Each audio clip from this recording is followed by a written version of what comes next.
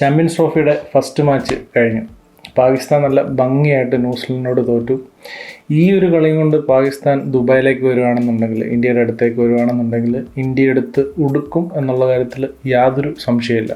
ശരിക്കും ഒരു club level ക്രിക്കറ്റിൻ്റെ ലെവലിലുള്ളൊരു ക്രിക്കറ്റാണ് ഇന്ന് പാകിസ്ഥാൻ കളിച്ചത്. അതായത് ന്യൂസിലൻഡിൻ്റെ മുമ്പിൽ അവർ ഒന്നുമല്ലായിരുന്നു. കാരണം ബോളിങ്ങിലായാലും അതുപോലെ തന്നെ ബാറ്റിംഗ് ആയാലും മൊത്തത്തിൽ ഡിസപ്പോയിൻറ്റിങ് ആയിരുന്നു. എന്തൊക്കെയോ അവർ കാണിച്ചു കൂട്ടി. ബാറ്റിങ്ങിലൊക്കെ വന്നിട്ട് ഫഖർ സമാനൊക്കെ വന്നിട്ട് സിംഗിൾസ് ഒന്നും എടുക്കാതെ, വയ്യാന്നുണ്ടെങ്കിൽ സത്യം പറഞ്ഞാൽ ഫഖർ സമാൻ കളിക്കേണ്ട ആവശ്യം പോലും ഇല്ലായിരുന്നു. അതുപോലെ തന്നെ നമ്പർ 3 വരെയുള്ള ബാറ്റ്സ്മാൻമാർ എന്തോരം ബോളാണ് തന്നത്. 10 ഓവറിൽ എനിക്കൊന്ന് 19 റൺ എന്താണ് അവർ അടിച്ചത്. അതിനുശേഷം 15 ഓവർ ആയപ്പോഴും റൺ റേറ്റ്, പവർ പ്ലേയിൽ റൺ റേറ്റ് എന്ന് പറഞ്ഞ സാധനം കയറുന്നില്ല. ഇവർ ഏത് യൂണിവേഴ്സിലാണ് കളിക്കുന്നത് എനിക്ക് മനസ്സിലാവുന്നില്ല.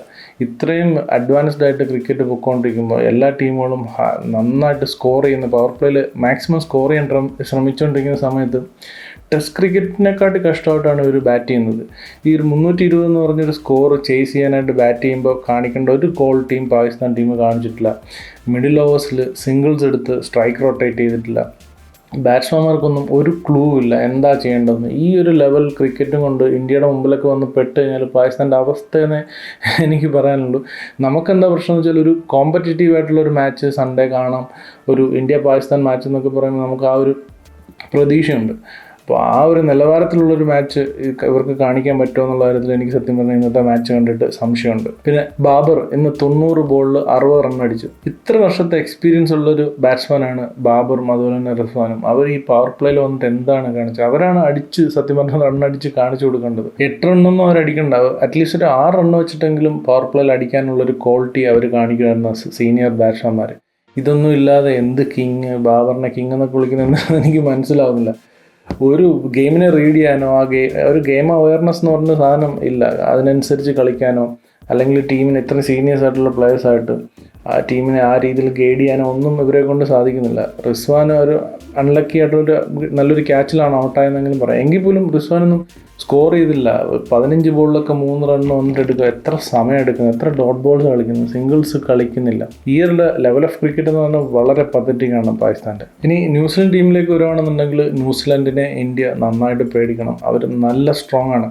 ഇന്നിപ്പോൾ ബാറ്റിംഗ് എടുത്ത് നോക്കുകയാണെന്നുണ്ടെങ്കിൽ ടോം ലാഥം ആയാലും അതുപോലെ തന്നെ വില്യങ് ആയാലും അതുപോലെ ഗ്ലെൻ ഫിലിപ്പ് ആയാലും എല്ലാവരും നല്ല ഫോമിലാണ്. വില്യംസൺ, കോൺവേ ഒന്നും കളിച്ചിട്ടില്ല. അവരുടെ ഡെപ്ത് ഭയങ്കരമാണ് ബാറ്റിങ്ങിൽ. ഒരു 50 ഓവർ ക്രിക്കറ്റിന് വേണ്ട എല്ലാ എസെൻഷ്യൽസും അവരുടെ ബാറ്റിങ്ങിലുണ്ട്. മിഡിൽ ഓവേഴ്സിൽ സ്പിന്നിനെ നന്നായിട്ട് കൈകാര്യം ചെയ്യാൻ അറിയാവുന്ന നല്ല ബാറ്റ്സ്മാൻമാർ, ഇത് ടോം ലാഥം ആയാലും ഈ വില്യങ്ങും നന്നായിട്ട് സ്പിന്നെ കളിക്കുന്നുണ്ട്, വില്യംസും നന്നായിട്ട് കളിക്കും. സോ ഒരു സബ് കോണ്ടിനെന്റിൽ ഒരു 50 ഓവർ ക്രിക്കറ്റ് കളിക്കാൻ വേണ്ടിയിട്ടുള്ള എല്ലാ എസെൻഷ്യൽസും അവരുടെ ബാറ്റിങ്ങിലുണ്ട്. അതുപോലെ തന്നെ ബോളിങ്ങിലേക്ക് നോക്കുകയാണെന്നുണ്ടെങ്കിൽ അവർക്കൊരു ട്രെഡ് ബോൾട്ടിനെ അല്ലെങ്കിൽ സൗത്തിയെ മിസ് ചെയ്യുന്നതായിട്ട് എനിക്ക് ഇന്നത്തെ മാച്ച് കണ്ടിട്ട് ഫീൽ ചെയ്യില്ല. ഇനി ക്വാളിറ്റി ടീമിനോട് കളിക്കുമ്പോൾ എങ്ങനെയാണെന്ന് അറിയില്ല, എങ്കിൽ പോലും ക്വാളിറ്റി ബോളിംഗ് തന്നെയാണ് അവരും കാഴ്ചവെച്ചത്. സ്പിന്നേഴ്സിനും അവർക്ക് ഓപ്ഷൻസ് ഉണ്ട്, അതുപോലെ തന്നെ ഓൾറൗണ്ടേഴ്സിൻ്റെ ഓപ്ഷൻസ് ഉണ്ട്. നല്ല പേസ് ബോളിംഗ് അറ്റാക്കുമാണ് ഇന്ന് അവർ കാഴ്ചവെച്ചത്. പിന്നെ അവരുടെ എടുത്തു പറയാനുള്ളൊരു കാര്യം എന്ന് പറഞ്ഞാൽ ന്യൂസിലൻഡിൻ്റെ ഫീൽഡിംഗ് ആണ്. ഒരു രക്ഷയിൽ ഗ്ലെൻ ഫിലിപ്പ് ഒരു ക്യാച്ച് എടുത്തു റിസ്വാൻ്റെ. അതുപോലെ തന്നെ ഒരുപാട് ഫീൽഡിങ് നന്നായിട്ട് ഫീൽഡ് ചെയ്തു ഗ്ലെൻ ഫിലിപ്പ് മാത്രമല്ല, പൊതുവേ ന്യൂസിലൻഡിൻ്റെ ഫീൽഡിങ് വാസ് എക്സെപ്ഷണൽ. അതുപോലെ തന്നെ അവരൊരു ടീമായിട്ട് എങ്ങനെ ജെല്ലായിരിക്കുന്നു, ഒരു ടീം ഗെയിമാണെന്ന് കളിക്കുന്നത് നമുക്ക് കാണും പറയും. പാകിസ്ഥാൻ ന്യൂസിലൻഡ് തമ്മിലുള്ള ഒരു അന്തരം വളരെ വലുതാണ്. പാകിസ്ഥാൻ ഒരു ക്ലൂ ഇല്ലായിരുന്നു. ഇപ്പോൾ ബാബർ അസമും ഫഖർ സമാനും കൂടെ ബാറ്റ് ചെയ്യുമ്പോൾ അവർ തമ്മിലൊരു കമ്മ്യൂണിക്കേഷൻ പോലും ഇല്ല.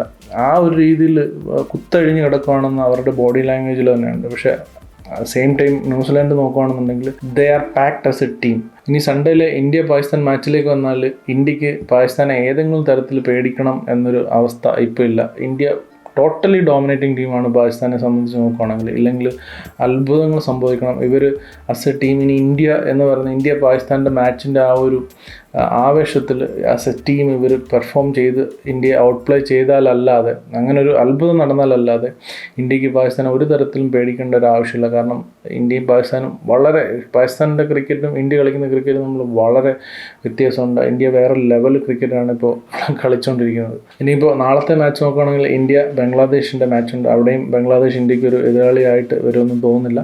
ഇന്ത്യ ടോട്ടലി ഒരു ഫേവറേറ്റ്സ് തന്നെയാണ് ഇങ്ങനെ നോക്കുമ്പോൾ. അപ്പോൾ ഇന്ത്യക്ക് ന്യൂസിലൻഡിൻ്റെ ഒരു ഇതൊക്കെ കണ്ടിട്ട് ഇന്ത്യക്ക് ന്യൂസിലൻഡിനെ ഒന്ന് കുറച്ച് ശ്രദ്ധിക്കേണ്ടി വരും. കാരണം ന്യൂസിലൻഡ് ആസ് എ ടീം നല്ലൊരു ടീമാണ്. അപ്പോൾ എന്തായാലും നാളത്തെ ഇന്ത്യ ബംഗ്ലാദേശ് മാച്ചിന് ശേഷമുള്ള റിവ്യൂവിൽ വീണ്ടും കാണാം.